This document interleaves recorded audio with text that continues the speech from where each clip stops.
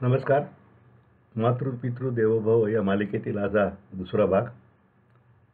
माझ्या आईवडिलांच्या आठवणी, त्यांनी केलेले संस्कार, त्यांचं कार्य यासंबंधी मी या मालिकेत बोलतोय. कालच्या भागाला जो आपण सगळ्यांनी जो प्रतिसाद दिला, कारण बरेच जण माझ्या परिचयाचे नाहीत, पण तरीही त्यांनी औत्सुक्य दाखवलं, याबद्दल मला स्वतःला खूप समाधान आहे. ही जुनी माणसं म्हणजे दीपस्तंभासारखी असतात. केवळ आपलं कुटुंबच नाही तर समाजाला एक वेगळी दिशा. तो समाज म्हणजे काही फार विस्तृत असेलच असं नाही, पण जो असेल त्याला दिशा देण्याचं काम ते करत असतं असं मला वाटतं. आणि म्हणून या आठवणी मोलाच्या आहेत, कारण ह्या त्यांच्या कार्यातूनच ते संस्कारही आमच्यावरती घडवत गेले. मागच्या भागात मी सांगितलं तर 1939 साली वडील BA BCom सातारा आले आणि चिरमुल्यांनी त्यांना आपल्या युनायटेड वेस्टर्न बँकेमध्ये असिस्टंट सेक्रेटरी म्हणून, तेव्हा फार छोटीच बँक होती, त्या 3-4 लोकांचा स्टाफ, आणि आपण जाऊन ते साफ करायला लागायचं, डेस्क वगैरे काम सुरू करायला लागायचं, असं भाऊकाने लिहून ठेवलेलं आहे. मात्र त्यांना त्याचबरोबर पार्ट टाईम ही अपॉइंटमेंट होती आणि त्यामुळं मोटार व्यवसायाची कामं किंवा इन्कम टॅक्सचं काम ते करायला लागले, त्याला वेळ मिळत होता. आणि मग त्यातनं मागच्या भागात मी सांगितलं असं की 1945च्या आसपास इन्कम टॅक्स प्रॅक्टिस म्हणून त्यांनी सुरुवात केली. त्यापूर्वी मोटार वाहतुकीची कामं ते करतच होते. आणि 1944 हे माझा जन्म झाला. त्याही आधी 1942पासून त्या आंदोलनामध्ये भाऊकांचा सहभाग होता. आणि 1944ला महात्मा गांधींचा मुक्काम पाचगणीला होता. आणि तेव्हा स्वयंसेवक म्हणून जिल्ह्यातले काही तरुण गेले होते, त्यात माझे वडील स्वयंसेवक म्हणून काम तिथं करायला गेलेले होते. आणि ते तिथं असतानाच माझा साताऱ्यात जन्म झाला. त्यांच्या 75 त्यांनी जेव्हा पूर्ण केली तेव्हा आम्ही त्यांना आग्रह केला आत्मचरित्र लिहा म्हणून. आणि तोपर्यंत मी कौशिक प्रकाशनामध्ये सेट झालं, तर त्याच्यातर्फे आहे तितके देवाचे म्हणून त्यांचं आत्मचरित्र मी प्रकाशित केलं. तो आग्रह केल्यानंतर त्या लिहायची सवय काही नव्हती कधी, कारण आयुष्यभर लहानपण तसं गरिबीत गेलेलं आणि पुढं आयुष्यभर वेगळ्या संस्थान त्यांचा कारभार, त्यामुळं लेखन वाचन हा प्रपंच त्यांना कधी फारसा जमलेला नव्हता. त्यामुळे त्यांनी सुरुवात केली थोडे दिवस, हळूहळू आपला आयुष्यक्रम लिहायला. पण नंतर मला म्हणले की तसं नाही मला जमणार, वेगळ्या संस्थातलं माझं काय काम आहे किंवा मी कसं केलं ते लिहून ठेवतो. आणि मग त्यांच्या त्या त्या आठवणी नमूद केल्यात, कारण नाहीतर मला सुद्धा इतकी जुनी माहिती मिळणं मोठं अवघडच होतं. तर हे गांधीच्या स्वयंसेवक म्हणून तिथं काम करत होते. आणि पुढे 48 साली जेव्हा गांधी हत्येनंतर मोठ्या प्रमाणात सातारा, सांगली, कोल्हापूरमध्ये ब्राह्मण मंडळींच्यावरती घरं जाळायचं हे झालं, तेव्हा साताऱ्यातील तरुणांनी, कारण माझ्या वडिलांचाही पुढाकार होता, अशा तऱ्हेचं जळीत होऊ नये म्हणून खूप प्रयत्न केले. आणि जिथं समजा जळीत झाले त्या गावांना जाऊन तिथल्या जे जळीतग्रस्त मंडळी होती त्यांनाही मदत केली. साताऱ्याजवळ लिंब म्हणून गाव आहे, जे आपले चितळे आहेत ना, त्यांचं मूळ गाव लिंब. तिथे फूड प्रॉडक्ट्स, डेअरी हे सगळं करतात ते. तर त्या गावात ब्राह्मणांची घरं सगळी जाळण्यात आली. आणि त्यावेळेला रात्रीच्या वेळेला सर्व्हिस मोटरची गाडी काढून ते आणि दुसरे एक वराडकर म्हणून रामभाऊ, तेही स्वतः गाडीवर, कारण ते धोक्याचंच होतं सगळं, वातावरण खूप पेटलेलं.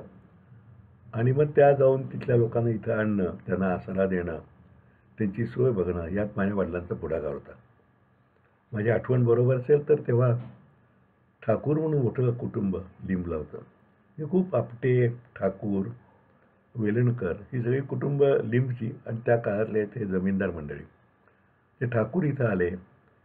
सातारा आल्यानंतर त्यांना लोकसेवा विविंग मिल्स म्हणून त्यांनी एक मिली काढली, ती म्हणजे कापडाची गिरणी, त्यातनं काही वस्तू, चादरी वगैरे ते तयारी करत होते. आणि साताऱ्यातच म्हणजे मंगळवार तळ्याच्या पलीकडच्या बाजूला चिवणपुऱ्यामध्ये त्यांनी ती आपली सुरू केली ती इंडस्ट्री. त्यांची नातवंडी यात साताऱ्यात आहेत. आणि ह्या सगळ्या लोकांना आधार द्यायचं काम माझे वडील आणि त्यांचे काही सहकारी यांनी तेव्हा केलं. त्या काळामध्ये सरकारचा म्हणजे तत्कालीन जे प्रशासन होतं त्यांचा खूप रोष पत्करणारं ते काम होतं. आणि आमच्या घरावर सुद्धा तेव्हा CIDचा पहारा होता असं वडिलांनी नमूद करून ठेवलेलं आहे. पण धाडसानी वडिलांनी ते काम केलं आणि जितकं शक्य होईल तितकं या लोकांना आधार दिला. त्याचबरोबर अशी दुसरी घटना आहे, म्हणजे मी या सगळ्या आठवणी सांगतोय का कालानुक्रमे येतीलच असं नाही, मागे पुढे सुद्धा होऊ शकतील. तर त्या ज्या ओघात येतील तशा मी सांगत जाणार आहे. पुढे 1952-53च्या दरम्यान जलमंदिर खटला झाला, जो खूप गाजला. साताऱ्यामध्ये जलमंदिर परिसरात महाराजांच्या भवानी देवीचं मंदिर आहे आणि ती भवानी देवीची मूर्ती सोन्याची चोरीला गेली आणि तेव्हा नाहक अनेक लोकांना पकडलं गेलं. त्यामध्ये आपटे होते, बापूसाहेब आपटे, निळूभाऊ भावे जे आमच्या जवळचे ते होते. मेटावरचे 2 महार म्हणजे ज्यांना आता नवबुद्ध म्हणायचं ती अडसूळ मंडळी होती. एकदा मॅट्रिकला शिकणारी 2 पोरं, एक जोशी आणि एक कुलकर्णी, त्यांनाही पकडलेलं होतं. आणि खरोखरी ते निरपराध लोक होते, पण त्यांना खूप मारहाण करून पोलीस दंडुकेशाही दाखवून खूप त्यांच्यावरती अत्याचार करण्यात आले, मारहाणी झाल्या. आणि अर्थात पुढे तो खटला त्या सगळ्या कामामध्ये ह्या निष्पाप आरोपींना मदत करण्यासाठी माझ्या वडिलांनी खूप प्रयत्न केले. त्या काळात सुद्धा कायम धास्ती असायची घरामध्ये की एखाद्या वेळेला चोरीची वस्तू आणून टाकतील आपल्याकडे काहीतरी आपल्याला गुंतवतील म्हणून. पण धाडसाने वडिलांनी आणि साताऱ्यातल्या अनेक मंडळी, त्यामध्ये बापूसाहेब सोमण होते, अनेक मंडळी होती. सगळ्यांची नावं मलाही माहीत नाहीत कारण मी तेव्हा फार मोठा नव्हतो. आणि पुढे खटल्याचा निकाल लागला, ते निर्दोष सुटले. पण त्याला मारहाण झाली म्हणून ते ढसास लावायचं प्रकरण ठरलं कोर्टात. पण ते लावलं गेलं नाही.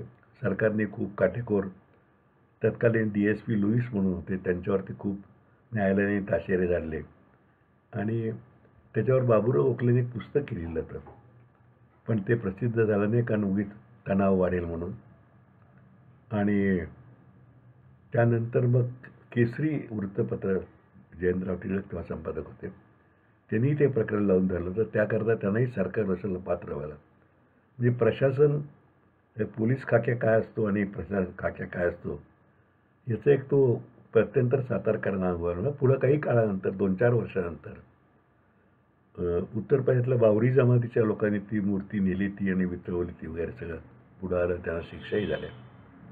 पण एखाद्या निरपराध माणसाला गुंतवल्यानंतर त्याच्या बाजूने ठाम उभं राहायला जे धैर्य लागतं, त्या जळिताच्या प्रसंगात, जलमंदिर प्रसंगात माझ्या वडिलांनी दाखवल्याचा मला सार्थ अभिमान आहे. असं धैर्य आम्ही आज दाखवू शकू का असं विचारलं तर ठामपणानं होत असं उत्तर येत नाही. इतकं त्या काळात ते कठीण असणार याची मला जाणीव आहे. आणि मग या बँकेतली नोकरी, प्रॅक्टिस याबरोबर सामाजिक कार्याचा वडिलांचा सहभाग वाढायला लागला होता. त्यामध्ये परांजपे मास्तरांचं त्यांना मार्गदर्शन आणि सहकार्य असायचं. आणि कायम कारण तालीम शाळेत असल्यापासून तालीम, गजान तालीम या सगळ्यामध्ये त्यांचा बरोबर सहवास होता. त्याचबरोबर तेव्हाचे भाऊसाहेब सोमण जे काँग्रेसचे मोठे पुढारी होते, मुंबई विधानसभेचं लेजिस्लेटिव्ह असेंब्लीचं त्या स्वातंत्र्यपूर्व काळात त्यांनी 3 वर्ष स्पीकरपद 3 वेळा उपभोगलं होतं. यशवंतराव चव्हाण वगैरे सुद्धा त्यांच्याकडं त्या काळात उमेदवारी करायला काही दिवस वकील मिळून राहिलेले. तर भाऊसाहेब सोमण, त्याचबरोबर अण्णासाहेब चिरमुले आणि शंकरराव साठे जे ज्येष्ठ विधिज्ञ होते, यांचं भाऊकांना खूप मोलाचं मार्गदर्शन होतं. आणि सामाजिक कार्यामध्ये परांजपे मास्तरांचं होतं. त्यांचं ऋण माझे वडील कायम सांगायचे. आणि त्या सामाजिक कामातनं वेगवेगळ्या गोष्टी ते करत राहिले. म्हणजे त्या काळामध्ये अजिंक्यतारा किल्ल्यावर माझे वडील रोज जायचे. म्हणजे अगदी जवळजवळ जाण्यापुढे 4-5 वर्षापर्यंत त्यांचा तो ग्रंथ 78 वर्ष होईपर्यंत चालू होता. कारण आमचा साताराचा अजिंक्यतारा चढायला अवघड आहे, पण रोज जायचे ते. आणि त्यांचा दिनक्रम सुद्धा पूर्णपणे आखीव रेखीव असायचा. पहाटे 3:30 पावणे 4लाच ते उठायचे.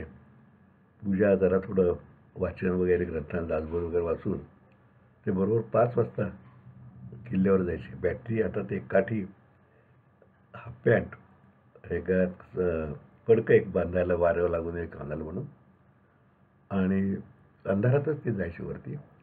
5:15ला परत यायचे. 6:30ला येऊन आल्यानंतर नाश्ता करायचे. नाश्ता म्हणजे ठरलेला असायचा. कालची शिल्लक असेल ती भाकरी, कारण आमच्याकडे घरात तेव्हाही सकाळी पोळी आणि रात्री भाकरी असाच बेत असायचा ज्वारीची. कालची शिळी भाकरी, दही, चटणी असं नाश्ता करायचे आणि बरोबर 7 वाजता कामाला बसायचे. 7 वाजता कामाला बसून त्यांचं सगळं दिनक्रम आखी बसायचा. रात्री 8:30 वाजता झोपायला जायचे. आणि झोप म्हणजे झोप, त्यांना जागरण अजिबात सोसायचं नाही.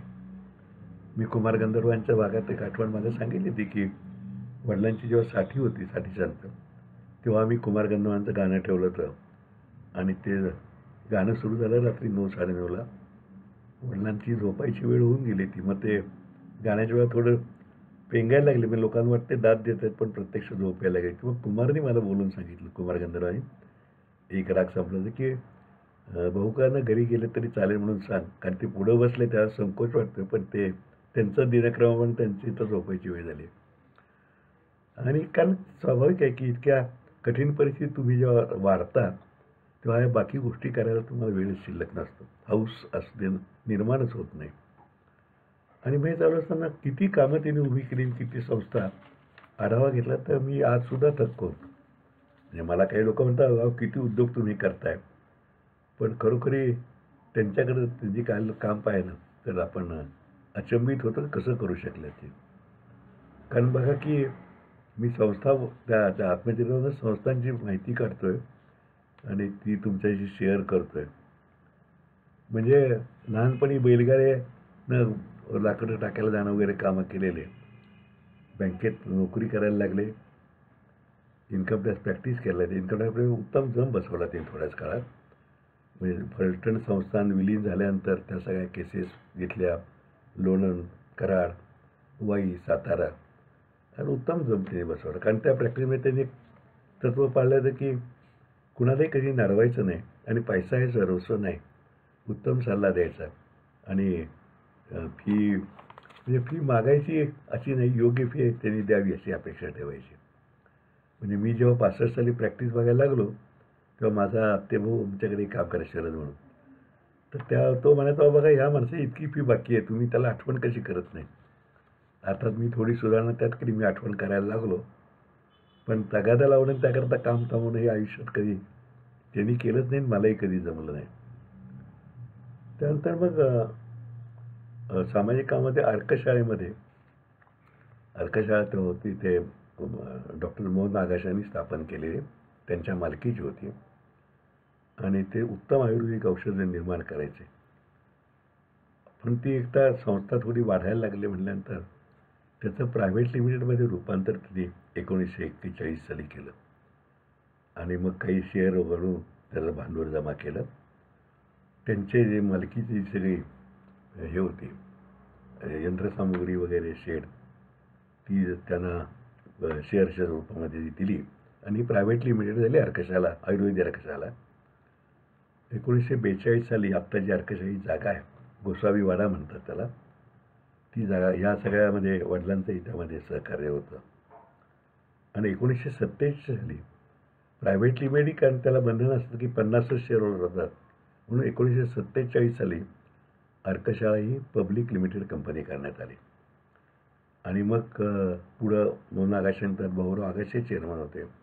मधल्या काळात अर्काची आर्थिक स्थिती जरा खालावली होती, मग भाऊराव आगाशांनीच वडिलांना आग्रह केला की तेही परिचित जुने की तुम्ही इथं संचालक म्हणून या. मग वडील संचालक झाले आणि 1968 साली वडील त्या कंपनीचे चेअरमन झाले आणि त्यांनी ती कंपनीची खूप पद्धतशीर रीतीनं वाढ केली आणि 1998ला ते गेले, तोपर्यंत चेअरमन होते. थोडे 1-2 महिने आधी ते त्यातनं निवृत्त झाले ते.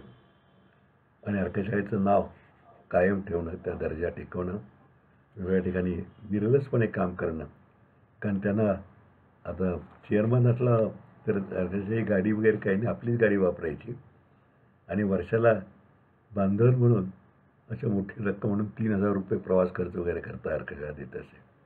अरे आजही तीच परिस्थिती चालू आहे. कारण वडील गेल्यानंतर त्या संचालक मंडळाने मला आग्रह करून अध्यक्ष केलं, तर 3 वर्ष मी 98 ते 2001 सालापर्यंत काम केलं आणि अर्काळ्याचा भाग वाढवून आणखी वाढवलं, वेगवेगळ्या कल्पना राबवल्या. पण ते माझं म्हणजे सांगे आपलीच कीर्ती असं आहे ते आत्ता मी सांगत नाही. पण त्याला स्थैर्य देण्याचं काम वडिलांनी केलं आणि दर्जा राखत. कारण आजसुद्धा आयुर्वेदिक अर्कशाळेची औषधे म्हणजे 1 नंबरची गुणवत्ता असं समजलं जातं. आता हे अर्कशाळेचं चालू होतं, इकडे इन्कम टॅक्स प्रॅक्टिस होती, बँकेचं काम चालू होतं, सामाजिक काम त्याबरोबर चालू होतं. त्याचबरोबर आणि सातारा वडील हे व्यायामाचं शरीर त्यांचं होतं आणि या व्यायामपटू मंडळींचा एक गट होता. सातारचं स्मशानभूमी माहुलीला आहे, इथनं जवळजवळ ते 3 मैल अंतरावरती आहे. त्यामुळे तेव्हा काही गाडी वगैरे नव्हती, तेव्हा खांद्यावरनं प्रेत न्यायला लागे आणि मग प्रेत न्यायचं म्हणल्यानंतर तगडी मंडळी खांद्यावर न्यायला लागायची. हा गट आता 15-20 जणांचा कायम जायचे, फार असं गाडीवरच. आणि मग त्यातनं अशी कल्पना आपण काही दिवस हातगाडी केली ती म्युन्सिपाल्टीने, पण ती काही सुटेबल होईना. मग ह्या सगळ्या लोकांच्या मनात कल्पना आली की आपण काहीतरी खरं त्याला गाडीच आणायला पाहिजे, ॲम्ब्युलन्स असते तशी. आणि म्हणून मग 1943 साली त्यांनी या करताची कल्पना अंमलात आणायचं ठरवलं की आपण काहीतरी यात करायला पाहिजे. आणि मग त्याकरता करायचं काय, तर गाडी करायला पाहिजे, त्याकरता फंड गोळा करायला पाहिजे. आणि मग त्याचं काम त्यांनी सुरू केलं आणि पैसे गोळा करायला सुरुवात केली. लोकांच्याकडनं देणगी मागायची. सातारचे धनजीशा कूपर, जे कूपर इंजिनिअरिंगचे आज फरूक कूपर जे बघतात त्यांचे वडील, त्यांचे आजोबा, त्यांनी पहिली देणगी त्याला त्या कामाकरता तेव्हा दिली. आणि मग रिसर्च सोसायटी स्थापन केली. आणि मग पैसे गोळा झाल्यानंतर 1946 साली मुंबईहून बेडफोर्ड कंपनीची गाडी आणायला आमचे वडील गेले होते. भागवत म्हणून त्यांचे मित्र वामनराव भागवत, जे पुण्याला पुढं वकील म्हणून काम करत असत. आणि ती बेडफोर्ड कंपनी चॅसी तेव्हा 1,000 रुपयाला मिळाली ती. तेव्हा हे पैसे नेले कसे, तर वडील म्हणतात की तेव्हा नोटाही फार प्रचारात नसत. तेव्हा चांदीचे कालदार रुपयाचं एका पोत्यात भरून 1,000 रुपये आम्ही घेऊन गेलो होतो. आणि त्या चेसवरती बसून खडखडत ती गाडी पुण्याला त्याने आणली. त्याच्यावरती मग पुढे सातारला आणली, त्यावरती बॉडी बांधली. आणि 1946 साली अंत्यसंस्कार सहाय्यक मंडळाची पहिली शववाहिका सुरू झाली. तेव्हा ते 10 रुपये नाममात्र त्याचं भाडे घ्यायचे. गरीब असला तर निम्म्या दरात, अगदीच गरीब असलं तर फुकट, असं सुरू झालं. आणि मग म्हणजे ते गाडीची गंमत सांगतो तुम्हाला की सीतारामपंत गरुड म्हणून जुने कार्यकर्ते, जेव्हा ही गाडी आली त्याला मागं डेड बॉडी ठेवायला जागा, पुढं बसायला असेल. आणि आल्यानंतर म्हणले हे जागा कमी आहे, स्ट्रेचर ठेवायला जागा केली आहे ती. सगळे मित्र, सगळे पट्टीचे तालीमबाज. ते सीतारामपंत गरुडाला म्हणजे ते असे काळे होते, एकदम उंच भरभक्कम शरीराचे. म्हणजे शांताराम गरुड जे आहेत होते कार्यकर्ते, त्यांचे हे काँग्रेसमध्ये सगळे भाऊसाहेब सोमनांच्या तालमीत तयार झाले. त्यामुळे सीत्याला त्याला म्हणायचे मांग, बरं का, म्हणजे काळा असला घटना. म्हणजे सीता तो म्हणला काय गाडीत कमी पडणार जागा. म्हणले कशी कमी, बरोबर आहे जागा. तो म्हणला थांबा मी झोपून दाखवतो. त्या स्ट्रेचरवर बसून त्याला झोपवलं आणि आज झोपून बघितलं आहे, म्हणलं जागा पुरती आहे. त्या गाडीनं खूप वर्ष सेवा केली. आणि मी सातारला आल्यानंतर वडिलांनी मला त्या कामात काम करायला सुरुवात करायला लावली. 5-7-10 वर्ष मी या गाडीची व्यवस्था बघणं पुढची हे करत होतो. 1983 साली 82ला साधारण ही गाडी खूप जुनी झाली, पेट्रोलची गाडी. मग त्याला डिझेल इंजिन बसवलं, पण तरी ते इतकं कॅलिब्रेशन व्यवस्थित झालं नव्हतं. मग मला तेव्हा सुरेश पळणीटकर ऐके संपादक आणि नंदकिशोर लावंदर माझा मित्र, आम्ही तिघांनी ठरवलं आपण आता नवीन गाडी आणू आणि लोकांच्याकडून पैसे गोळा करू. आम्ही मोहीम सुरू केली आणि वडिलांना खूप कष्ट पडले असतील. आम्हाला तेव्हा कष्ट कमी पडले, कारण आमचंही तेव्हा बऱ्यापैकी नाव झालेलं होतं आणि आम्ही 5,000-5,000 रुपये जास्त मोहीम काढली ती. पैसे गोळा झाले. अभयजी राजांनी त्यात खूप मदत केली आणि टाटा म्हणजे 12-10ची मोठी बस, 40 माणसं बसतील अशी आम्ही तेव्हा खरेदी केली. आजही ती बस 28-30 वर्ष झाल्यानंतर, जुनी झाल्यानंतर 2012 साली नवीन कारण गावात ती बस जायला येता अडचण व्हायला पार्किंगमुळे, रस्त्यावर गाड्या असल्यामुळे 2012 साली नवीन 709 407 माफ करा 709 टाटाची अशी नवीन बारकी गाडी आणली. ती परत तयार केली आणि ती गाडी चालू आहे. आणि त्यासाठी आम्ही जेव्हा पैसे गोळा केले ते जरा कुकडीच ती स्वभावाप्रमाणे त्याचं व्यवस्थित नियोजन करून आज मी आम्ही ती अंत्यसंस्काराची शववाहिका 21 सीटर जी आहे ती कुणालाही सातारा शहर नगरपालिका हद्दीमधल्या पूर्णपणे मोफत देतो. गेली जवळजवळ म्हणजे किती आता 46 ते आज 2020 साल आलं, म्हणजे पहिली 54 आणि 74 वर्ष हे काम चालू आहे. वडिलांनी अशी अनेक कामं केली. ह्या भागात मला वाटतं आता इथेच आपण अंत्यसंस्कारापर्यंत येऊन थांबलो आहे. म्हणजे आयुर्वेद झाला, अंत्यसंस्कार झाला, आणखीन कामं त्यांची जी आहेत त्याचा आणखीन तपशील, आणखीन माहिती, कारण यातनं सातारा शहराचा इतिहास उलगडतो असं मला वाटतं. तो पुढच्या भागात मी सांगेन. तोपर्यंत नमस्कार.